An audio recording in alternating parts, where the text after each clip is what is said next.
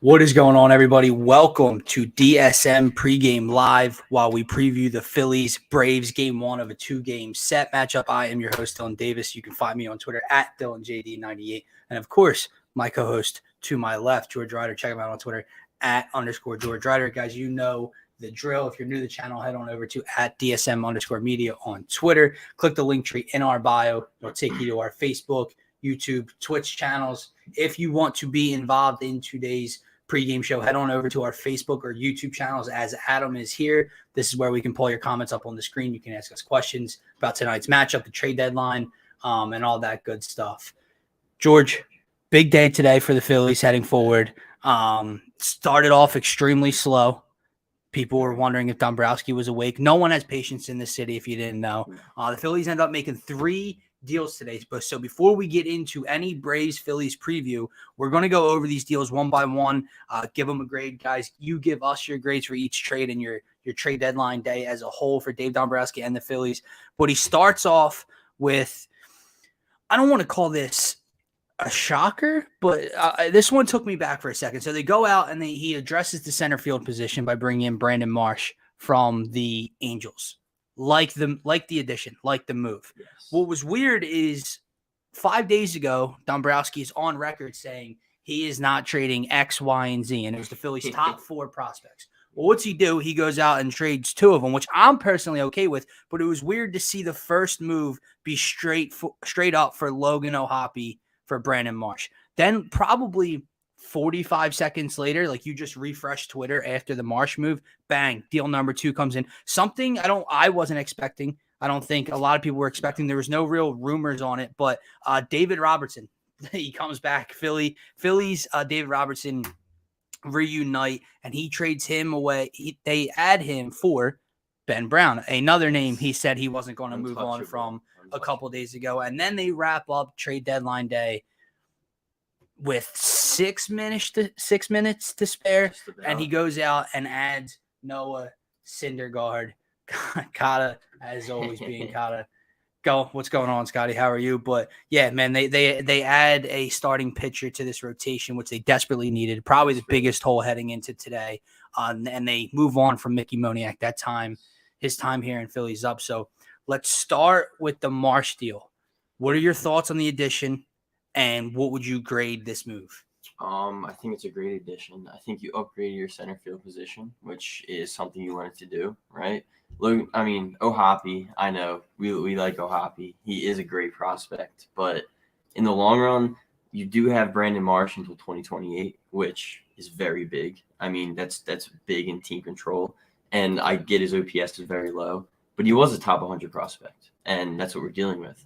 And he is 24 years old. Like, he's very, very young. So I think they do believe that he could be a center field position going forward, that he could be here for a few years. That's the idea. And we could see that, and I'm all for it. I mean, all you got to do is upgrade that position, and that's what they did. They sent Odubel down. Would you rather have Marsh or Odubel in here?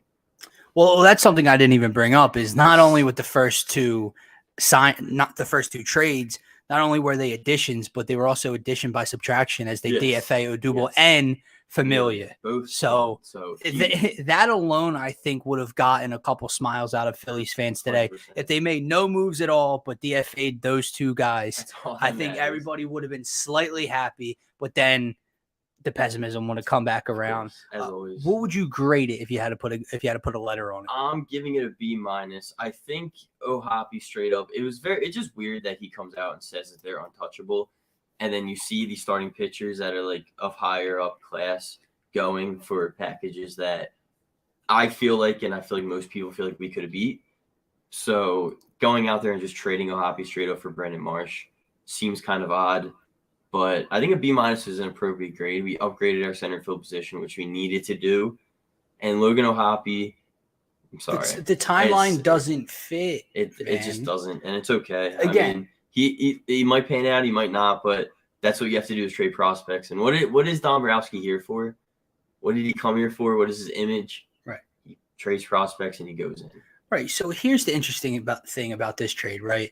You move on from a young prospect who showed promise. How many games have you watched of Logan O'Hoppe? I mean, I've watched highlights. Highlights, right. Well, that's the thing. Everybody likes to complain, but no one has actually watched these dudes play. And that's exactly what they are. They're prospects. And he's a prospect that did not fit the timeline. JT Realmuto is under control here in Philadelphia through 2025. Yes. Right. He'll be here for a little bit. Okay. What position does Logan O'Hoppe play? Yes. Okay. So unless you were going to sit Logan O'Hoppe down in AAA through 2025, where he then becomes in his mid-20s, doesn't make his MLB debut till his mid-20s. That's not how stars are built. If they're stars, if they're top-tier prospects, they'll be up before that, okay? It was the only thing that was weird to me was that you did the move for Marsh, and you weren't going to include him for a starter, but you include him for Marsh. Marsh it's weird, right? So he's only hitting 226 on the year, but he's got a solid glove. He's a net positive in the field, right? That's what everyone wanted. Some people wanted Christian Pache, who only hits 200. Marsh is slightly better than that. He has 8 home runs. It's not a lot. How many does Nick Castellanos have this year? 8 home runs. So he can hit for some pop, right? And the biggest thing was control. And you mentioned he's probably your future. So unless he comes here and tanks for the rest of the season and isn't good for the rest of the season and into next year, he's probably your future center fielder between Bryce and Schwarber and Costi, however you mix that up, right? He's here through 2028. He's only 24? Yes, 24 years old. So he still has time to grow technically. For sure. He's played 163 I'm okay with it. games. Yeah, right. It's very small sample size. Right. I feel like this move is right around that B area because you addressed a position of need. You moved a prospect that was probably number 3 or 4 on your list. So you gave up a top 5 prospect, but he wasn't Andrew Painter or Abel. So I'll give it a B. I like it. Moving on to the next edition, David Robertson, the surprise I would say of the day because this came with no smoke. Yeah, there was no smoke around this fire. They move on from Ben Brown. What was he? The pitching prospect that just got promoted to AA a week ago. Another untouchable. Right, another untouchable, which I'm fine with moving Ben Brown for David Robertson. Everyone has this tainted image of David Robertson for his time here. We spent the bag on him, 3 off seasons ago. Every year before that. He was so good. And he came in, right, and he came in and got injured very early on in his Phillies tenure and then didn't even play the whole next season, I believe. They moved on from him. He's got a 2.23 in Chicago. Yeah. He's at the back end of a bad team. Yes. Of a not-so-good bullpen. He gets saves. And he's got double-digit saves. I think he's got 15 saves or somewhere right around there with a 2.23 ERA. To me, I know you're on the Sir Anthony train. I'm not saying that he's definitely the closer. I think he was brought in with the idea that he's the solidified closer. Sir Anthony can be that setup kind of guy. So fine. That would be completely fine. I would probably give this move. In terms of need, I thought the bullpen has pitched so well as of late over the last 2 months or so of the season that you didn't really necessarily need a bullpen piece. But this is such a good move to really solidify the back end of the bullpen. This is probably a B+. Yeah, that's exactly where I would put it. B+ range. This bullpen is just so deep now. It's just, you look at it and it's you really can dig deep in this bullpen wherever you want. And Familia's gone now. That headache's gone. But like you said, 2.23 ERA. 40 innings, 51 Ks, 1.04 whip. I mean, Ben Brown is probably going to be very good, and it seems like he's going to be good. Watching him pitch, it's he's definitely gotten better. But trading him for a 37-year-old rental kind of sucks, but David Robinson is the man, and he's so reliable this season. And getting him, which, like you said, huge surprise. Nobody saw it coming. So he's got 14 saves, not 15. And like I mentioned, up until his last performance against the Giants, where he got beat up a little bit, 3 hits, 2 earned, he had a 1.83. So that poor performance is what bumped his ERA up the way to a shocking 2.23. So before that, he was sub-2. Brad Hand's got a sub-2 ERA. Yep. Sir Anthony's been lights out. Knable, ever since they moved him out of the closer role, has pitched really well, to be honest with you. Alvarado's pitched well. Brogdon has pitched well. The bullpen has suddenly become good. Yeah, not just not a worry. They're actually good. They're actually somewhat deep. Reliable. They have guys that have different strengths. They have guys that throw a little bit more off speed stuff. Yep. They have guys that throw hard. They have guys with different, arm angles and stuff like that. They have a good balance of lefty and righty arms. I really like the David Robertson move from Dombrowski today. Something that no one expected.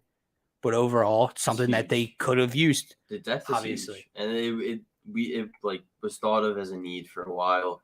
Everything kind of shaped up and we got better, but why not get depth? Right, but you're right. Probably a month and a half ago, it was like we were sitting here with you need a closer. Because when Not. Knebel wasn't doing it, you couldn't throw Alvarado out there. Brad Hand's not a closer. It's like you need one. Now that the fact that Sir Anthony has pitched even above high expectations that some people set for him, he's never really been a full-time closer. No, and if you're looking to make a run, David Robertson's been a veteran full-time closer / setup guy. 100%. You really fill the void in the back end. Inning, right. He's there. Right. I want to go back to the Brandon Marsh thing for 1 second before we move on to the Syndergaard one. Because you brought up the point about Ben Brown being a very promising prospect. And we already talked about O'Hoppe, which was in the move for Brandon Marsh. I have such a hard time, specifically in baseball, because like I said, you don't get to see a lot of them. But Brandon Marsh is the perfect other side of the line for what people are arguing O'Hoppe is. Like everyone was pounding the table when it first happened that you moved on from O'Hoppe. You moved on from this promising prospect. When Brandon Marsh was 2 years ago, was a more highly touted prospect than O'Hoppe is. Yeah, yep. And he isn't and they're like, oh, you trade him for a guy who sucks.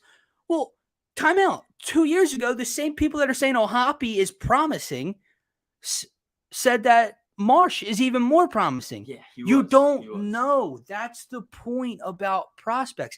I'm not on board for trading everyone and everything and have no farm system. That's the reason you see the Yankees and the Padres being able to go get who they're getting, and the Phillies can't. However, I am for moving them for pieces of need in the moment that can propel your team to a playoff spot. Agreed. And baseball is tough, especially with prospects. You never know. And it's speaking of prospects that were highly touted, a former number 1 overall pick for the Philadelphia Phillies is no longer here. And I'm not going to lie, I feel like they did it at the right time. Yeah, of course. Because Moniak has been you can't continuously just send guys up and down when they don't figure it out. Well, he's not getting enough at bat, so he's got to go where he's playing every day. And then he's hitting 330 in AAA. He comes back up. He can't hit over 165, right? Yep.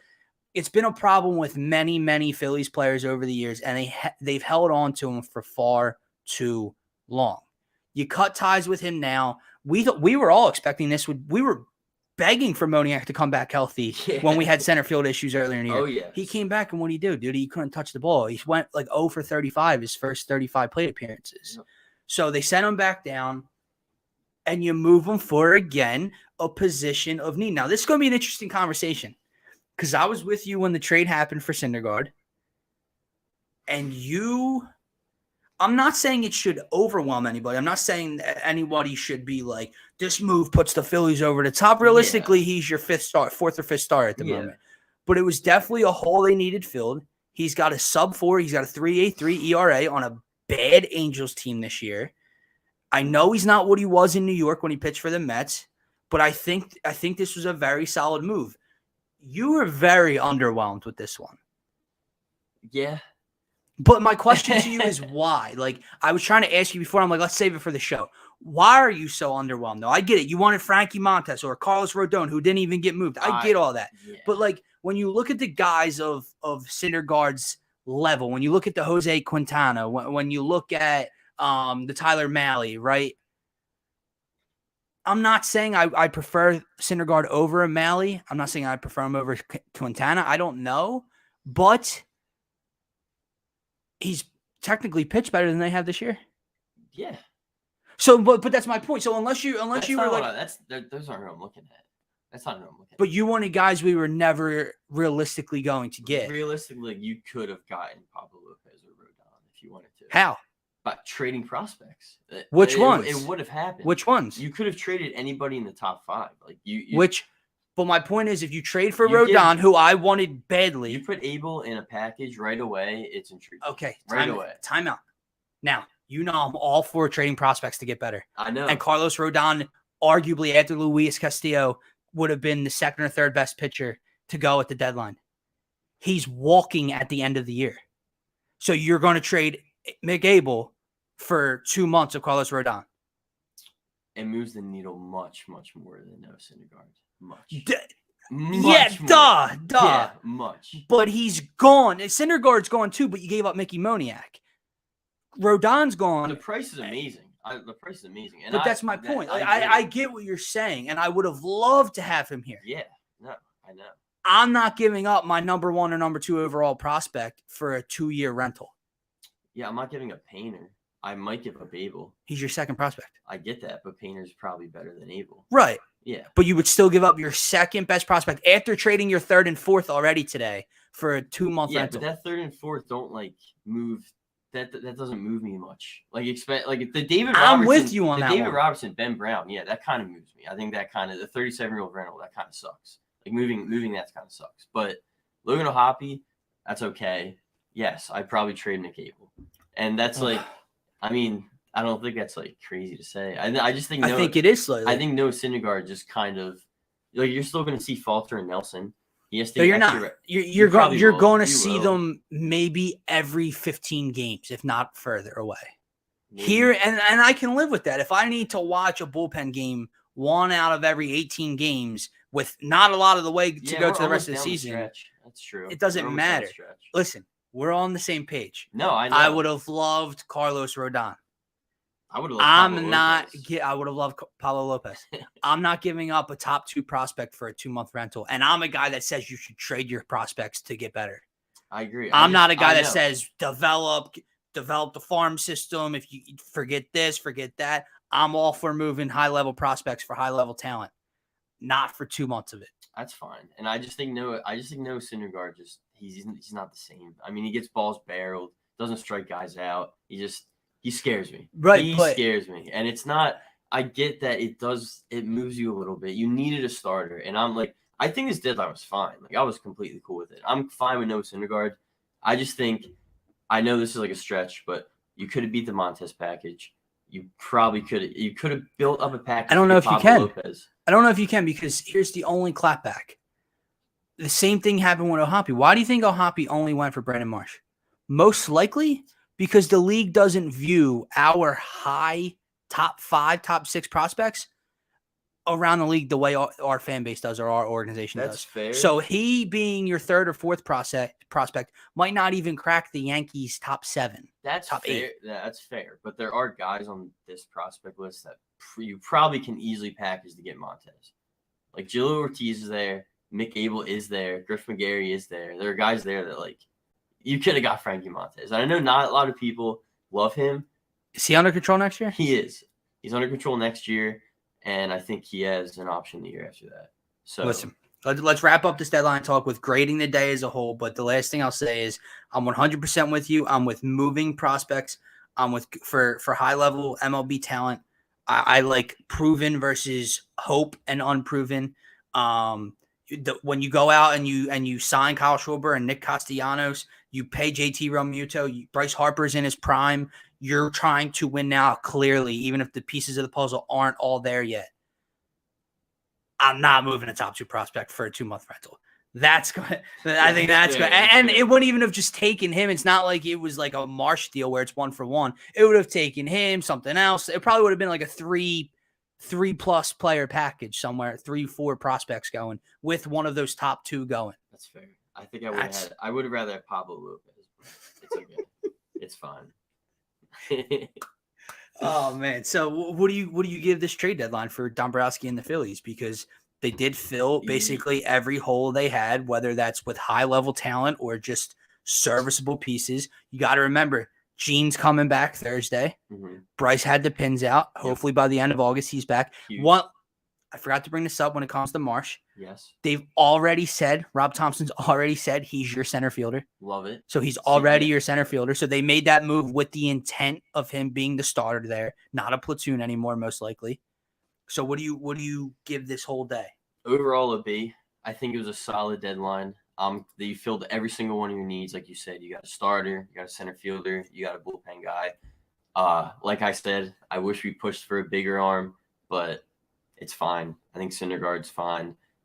I give it a B. I think you're a better baseball team than you were yesterday, 100%. So, and plus the DFAs are just kind of that's a positive in itself. It's a cherry on top. That is definitely a positive in itself. And like I said, it's not. I don't love the people's thought process when they're like it's basically trading for Bryce Harper at the deadline or Gene Segura because they're coming back. But you have to acknowledge this team's winning games without them. They're going to be a hell of a lot better with them. Yes. So you add those two to the three new pieces. Now we can talk a little bit come Playoff. Red October. Red October. Oh, yeah. It's happening. It's happening. All right. So let's get into tonight's matchup with Atlanta. It's in Atlanta, 7:20 start time. It's only a 2-game set. So this is very little interesting. They just had Atlanta for 3. They won the series. I believe we're 5-5 on the year with the Braves. Again, impressive. Very. Something people don't talk about. I brought it up on Trending in the AM this morning with Phil. I'm not sitting here suggesting that these series victories in the regular season will equate to postseason success, but you can't tell me that the Phillies can at least compete with top dogs. Yeah. They won the season series over the Dodgers. They've won the season series over the Cardinals. I believe they won the season series over the Brewers. Yes. They're 5-5 with the 5-5 with the Braves at the moment. Yeah. They're great on the road. They've been very good on the road. The Padres, they were fine with. I forget what their record is against Padres, but it's not bad. No through a gem. The Mets is the only team that has given them an issue so far. And now the Phillies coming up play the Nationals 11 more times with no Josh Bell and Juan Soto. Yeah. They are. That's very important. Very small. So get them there. We'll see what happens. But getting into tonight, it is your boy Spencer Strider on the bump. I wasn't drinking the Kool-Aid like you were last time when we did our first live pregame show. He impressed me. He missed a lot of bats. He gave the Phillies fits. And that was a very ugly game that I think they lost like 7-3 that night. Yeah. Nola did not have a very good start. And then reversely, you have that dreaded bullpen game that we've been speaking of this whole first 23 minutes that we don't want to see. Nick Nelson gets a start tonight. Probably only expect 2 to 3 innings from them, 3 innings max. Yeah. And then you kind of see where they go after that. Does Falter come in the middle of the game potentially? Is Christopher Sanchez even up at the moment? I'm not even sure. It'll be very interesting to see. And I think this game, so what are your thoughts on the bullpen start against the Braves? Like, what's your confidence level? And also, this game can easily be decided within the first 3 or 4 innings because 100%. if you're right there, if you're winning, tied, down 1 or 2 through 3 innings, that'll determine where Thompson goes in the middle innings bullpen-wise. If you're already down 4-1, 5-1 by the 4th, who knows who's coming in, chew up some innings, we're chalking this one up as a loss. Yeah. Nelson hasn't pitched in 7 days, so that's a good sign. We could see well rested. Yeah, well rested. We could see 7 innings if he does throw some solid innings. Hopefully, obviously it's gonna be a lot to ask for with the Braves, but he's done it before. Last time he started, I think he pitched very well. 2 shutout innings, no earned runs. So hopefully he can miss some bats tonight, and we can get Falter up there, get a few more. I know it's tough though because Strider, my boy, he is so good. And him against the bullpen, it's going to be a lot to ask for, but try to stay in it. Try to stay close. Nick Nelson has a big task ahead of him tonight, no doubt, especially with this Braves lineup. I mean, Austin Riley is playing out of his mind. You talk about boom, Austin Riley's right there with him. It's pretty nuts. And he just got paid, so watch out for him. But, hopefully he takes a step back after that payday, as some guys tend to do. But one thing you have to take into account, the Phillies are on a 5-game winning streak at the moment. They are. They're coming off a series victory versus these Braves, then a road sweep over the Pirates, and now they stop on in Atlanta for a 2-game set. They're playing with confidence. Yeah. The bats were ringing the other day, on Sunday and this past series. The pitching, the bullpen, the starters pitched very well, but you have to take into account what happened. Nick Castellanos had his first 4-hit day or 5-hit. Was it four hits? He was 4 for 5. And he was pulling balls, dude. Yeah. He looked so good. He looked better. Looked like his old self. August has been, Yes. statistically, there's been June Schwarber, July Boehm. Yep.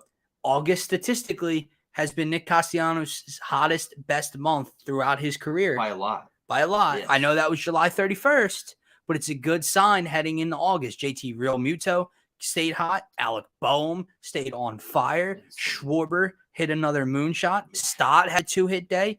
Everybody was hitting the other day. You have to hope they can take that into that momentum into tonight against a much tougher opponent in Spencer Strider. Yeah, much tougher opponent. So, real quick before we move over to this lineup card, you mentioned how last time you have to try to get on them early.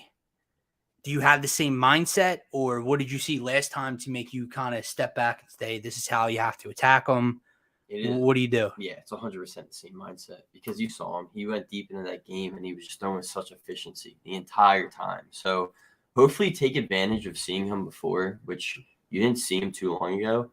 And if they can get ahead of him, that'd be amazing because obviously you go in there with Nick Nelson and you go in there with an entire bullpen throwing tonight against the Braves team that obviously you are 5-5 against, and you just took a series against them.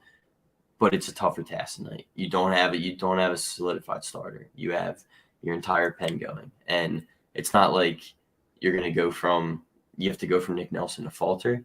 So against this Braves lineup, it's a lot to ask for, and getting ahead of Strider would be huge for the bullpen, huge for the confidence. But again, a lot to ask for. It's a lot to ask for, but here's how they get it done. You have Kyle Schwarber leading off, playing in left field tonight. No more DHing for Schwarbs. Rhys Hoskins batting second at first base. Alec Boehm still in the 3-hole at third base. JT catching, hitting cleanup. Nick Castellanos in right field, hitting fifth. Derek Hall DHing. But I kind of like this. Derek Hall was the cleanup hitter whenever he was in the lineup before. But you saw what the top 5 did on Sunday. Thompson doesn't want to mess that up. Derek Hall's going to slide in the 6-hole. Bryson Stott at second base, hitting 7th. Matt Vierling in center field for probably one of the last times, most likely, this season. He'll obviously be playing here and there, but not a lot in center anymore. And then Didi hitting 9th, playing at shortstop. Yeah. What I'll say is Rob Thompson definitely goes with momentum. He goes with the hot hand. 100%. And I think he also does something that Joe didn't. Didi Gregorius would not be batting 9th under Joe Girardi. No. I don't care if he went 0 for his last 21. If he was playing, he'd be batting anywhere from 5th to 7th. Yes, it would be Stott Vierling, or probably Vierling Stott to end the lineup. Yeah, for so sure. I agree. He sees how Didi is, but you really don't have nowhere else to go unless you're playing Munoz or Camargo. I'd play Camargo. I would too. It's not a huge step up. No. You always wonder if Didi's got the pop left. 1 home run on the year, saying he doesn't. But outside of that, this lineup, it's getting consistent again. And I don't hate it. No, I don't. And you got to think, like, Gene will be back in 2 days, actually. So, huge. Right. So this is another thing to wrap up the trade deadline and the reinforcements. Gene is supposed to come back Thursday. Yes. Marsh is supposed to meet with the team Thursday and potentially play. Robertson could be meeting them by tomorrow morning for tomorrow's game. That's great. So, but even if he doesn't play tomorrow, he'll be able to play by Thursday. And with the bullpen game tonight, you don't know how it's going to go. You could you can use another arm. An arm tomorrow. So 100%. So that would be really cool. Thoughts on that lineup? Anything stick out to you? Anything you like, dislike? I agree with you. I'm not a big JT4. I was never a big JT4 guy, but I think it's a type of scenario where you stick with the hot hand. And I like that from him. I like Hall 5. I don't need him at cleanup. So, obviously, Didi in the lineup is the worst part of that, so I can't complain. You're putting him 9th. It's the best lineup you can put out right now. Right now, for sure. Right now, unless you want to put Camargo in, which we both agree is probably better, but I don't think it's that much of a difference. So, here we are. And this is going to be a tough matchup tonight. Strider he's definitely difficult, and we all saw that. So, hopefully they got a good eye on him last game and take advantage and see some pitches tonight. I agree. So speaking of what are your key to victory tonight for the Phillies to squeeze out their 6th straight win, which would be incredibly tough and impressive. Yes, key to victory is Nick Nelson needs to go off on a hot start, because if he goes out there in 2 innings, he lets up 2-3 runs, you can pretty much kiss that game goodbye. Strider's working with a lead already, and things can go downhill quick. Go out there, 2-3 strong innings, no runs. You're in the game. That's all we need. So you're saying slow start for hold Atlanta to a slow start, hot start for Nick Nelson. I'm going to say this lineup has to pick up right where they left off. Quick, hot start for this lineup. Pile on 2-3 runs within the first 3 innings on Strider, and that's not anything insane if someone hits a 2-run blast in the 2nd inning, but it could potentially mean you're not cooked within the first 4 innings. Even if Nelson gives up 3 in 2 innings, if you put up 2 of your own on the board, that can allow Thompson to kind of maneuver his way around the bullpen, not, just relinquish that game and say, wave the white flag. We'll take the loss here. You can still play for a win tonight if the bats get out early. So hot start / hold to a cold start. Same idea here. This has to be Phillies from the jump. This is not going to be a come from behind victory in my eyes, or anything of the sort of that. So we're on the same page there. Before we get into predictions for tonight's game, let's get to our best bet segment. Best bets. You're 2-0. 2-0. I'm 0-2. Oh, but it's close. Everybody, listen. You missed by 1 every time. I've missed by half an Aaron Nola strikeout. I took his over 7.5. He threw 7. I took Rhys Hoskins for 2+ bases. On Sunday, he was the only Phillies hitter outside of Didi to not get 2+ bases. But however, I did say on the live stream, JT. You could take JT, but I like Rhys's value a little higher. Didn't happen. What do you have tonight? We're running it back. Austin Riley over 1.5 bases, +105 on FanDuel. He's just on fire. He's on fire. He just got paid. He's going up against the Phillies bullpen. And even though I like our bullpen, Austin Riley is the type of guy. He's an MVP candidate. He is. And when they're giving you plus money on over 1.5 bases for him, especially in a game like this, you're going up against Phillies bullpen, you take it. So Austin Riley, again, we're running it back. You do. Go for 3-0. I like it. Yours is on FanDuel. Mine's on DraftKings. So we don't have the parlayed odds, but I'm sure you can find them somewhere for pretty good value. Yours is at +105. I'm going with something that's +120. Now, maybe a little. Tell me. No, I haven't. Yeah. Maybe a little naive of me, but I'm going to continue with my theme of the show, that the bats stay hot. Okay. And I'm not asking for a lot. Okay. But I'm taking the Phillies over 3.5 team runs tonight at +120. Okay. So I don't think that's out of the question. That's a fun one. I don't think 4 runs or more is out of the question. No, it's not. That's a fun one too. They had 3 last time we pitched. Yeah. They saw them. And they started extremely slow in that one. Yeah, very slow. So you get out to that hot start, like I'm saying, 4 runs, not impossible. The way that the top of this lineup has been hitting, +120. I like it. I don't know if you. It's plus money. Come on, bro. I'll take plus money. Thank you. I'm a plus money. So guy. We'll see. Can I finally get on the board with a win tonight? Like I can, my co-host can't be 3-0 and I'm 0-3. No. And the shameful thing is we've parlayed both. We've told people to parlay both. Yeah. And again, with how close my losses have been, that's how close the parlays have lost. And we lose money every time, so bet with us. DraftKings sponsor us. We're your favorite. You should love us. What do you have for tonight? Phillies get the win, or do they not? I was optimistic last time, even though I was high on Spencer. I said we were going to win. I don't think we win tonight. I'm going to say Braves victory. I'm going to say 6-4 Braves. I think giving me my runs. I think giving me my runs. I appreciate it. Thank you. I think the over hits, and I think they just squeeze one out. But we'll see. Let's hope I'm wrong. So again, I'm taking the over 3.5 runs. So I do believe that the Phillies will score 4 or more. But I'm with you. I wasn't positive about this game on the morning show this morning. The first 2 pregame shows, we've said the Phillies will win. They're 1-1. We can't just come on here. Got to be a little bit objective. Not going to sit here and say they're going to win every game before every game.